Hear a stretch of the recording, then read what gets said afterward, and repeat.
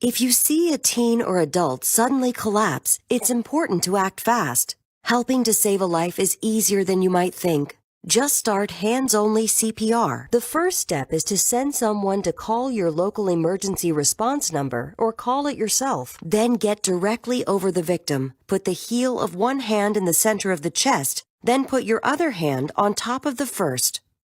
Then push hard and fast in the center of the chest until help arrives. It's important to push, giving 100 to 120 compressions per minute, which is about the same tempo as this song.